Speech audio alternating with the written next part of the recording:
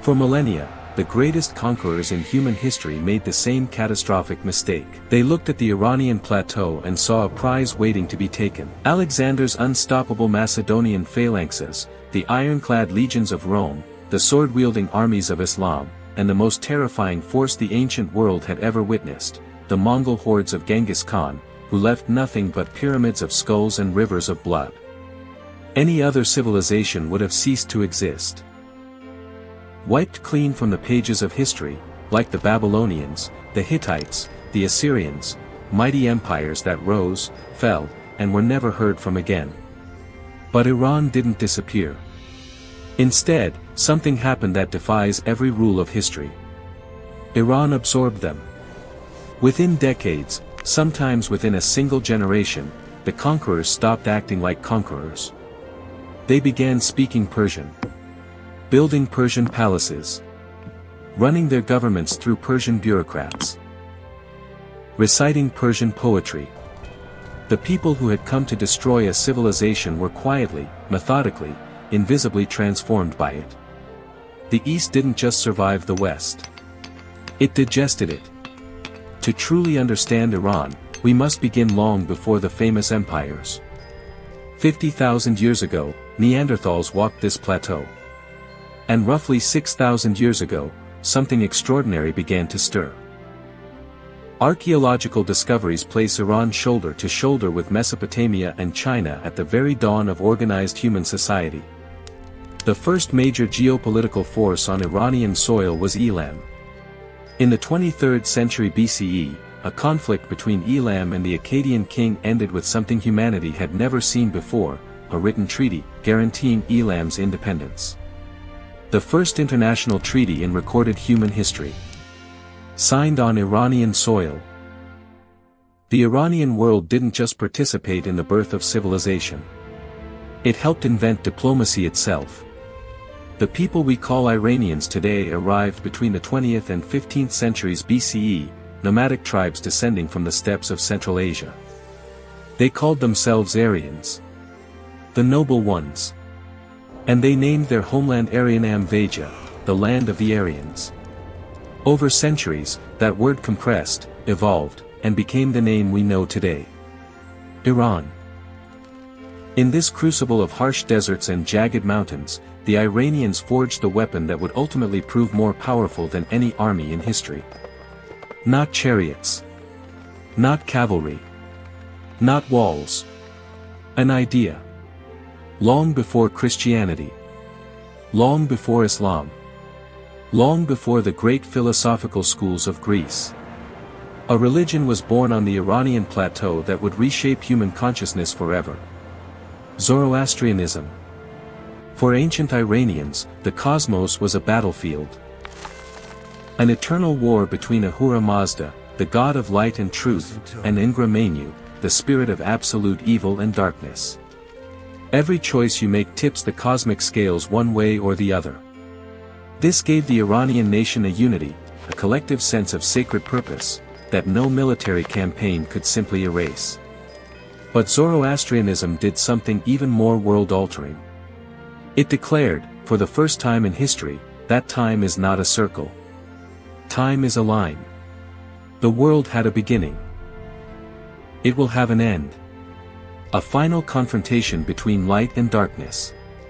A last judgment of every soul. We take this idea for granted today. We shouldn't. It was revolutionary. When the Persians conquered Babylon and liberated the Jews from captivity, Jewish thinkers encountered this vision. The anticipation of an end of days, of linear time moving toward an ultimate destination, these ideas flowed into Jewish theology, into Christianity, and into Islam. Friedrich Nietzsche himself acknowledged it. Iran, through Zarathustra, had discovered the moral coordinates within which Western civilization would think for the next 3,000 years.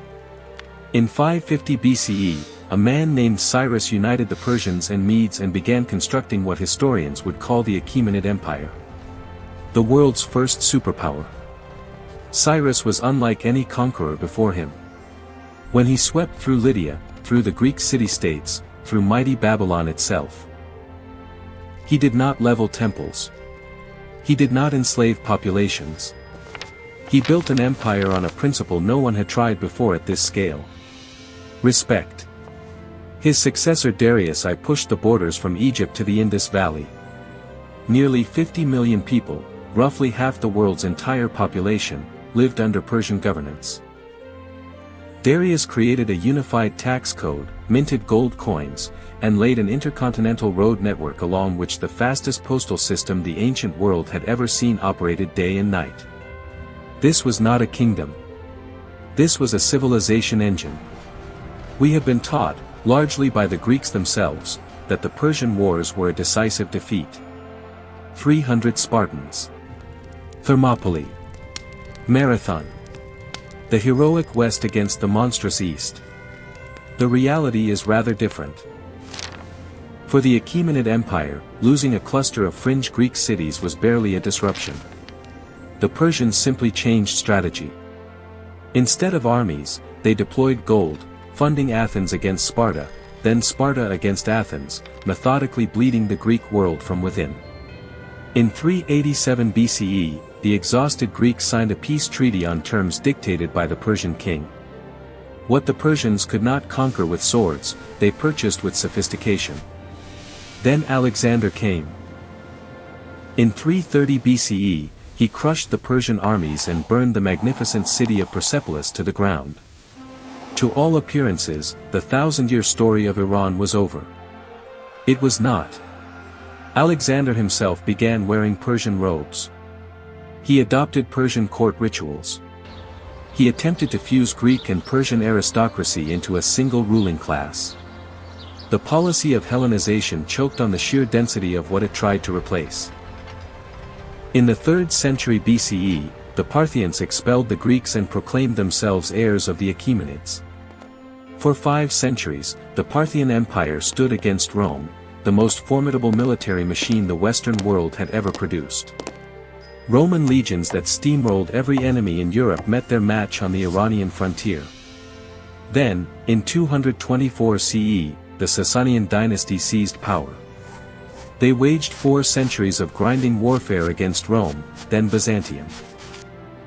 But centuries of total war exact a price.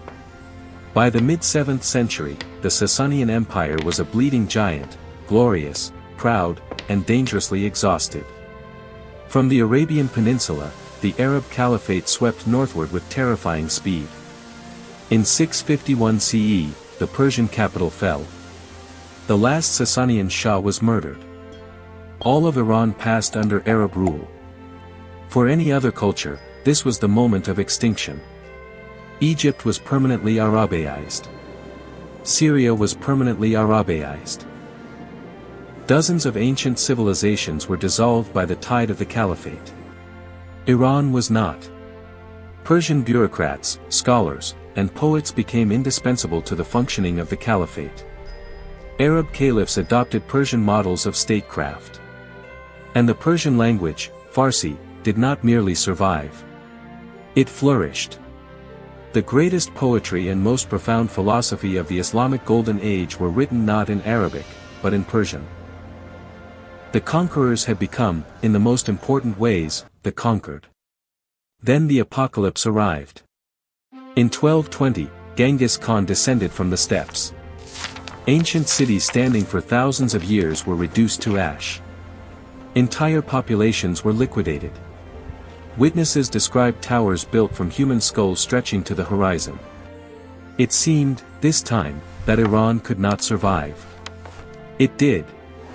When Genghis Khan's grandson founded a Mongol state on Iranian soil, the familiar transformation began again.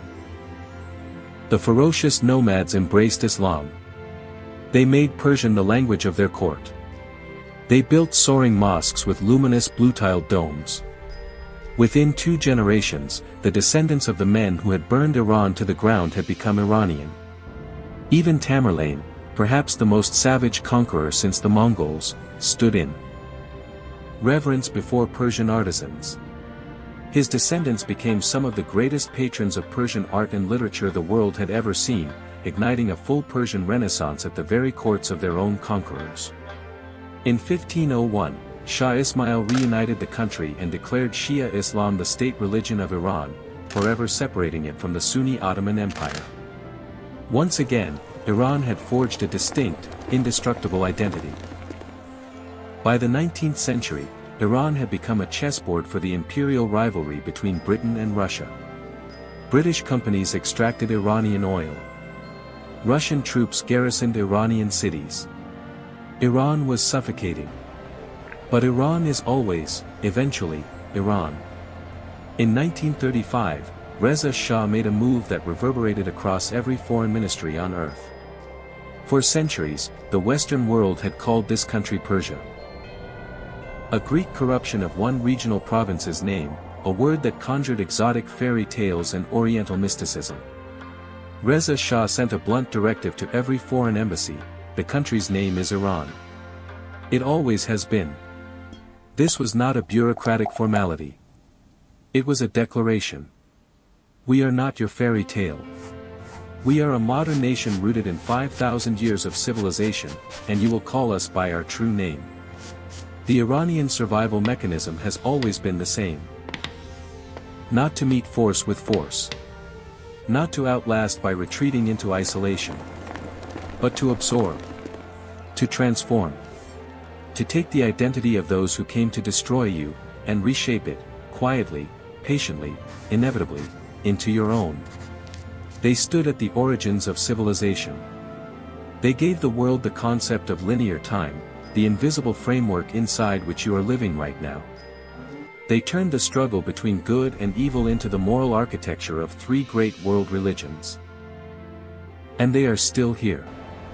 Perhaps the greatest battle in Iranian history is not in the past at all. Perhaps it is happening right now, in the invisible space between who they were, who they are, and who they will insist on becoming. Because that is what Iran has always done. It waits. It endures. It transforms. And then it rises again.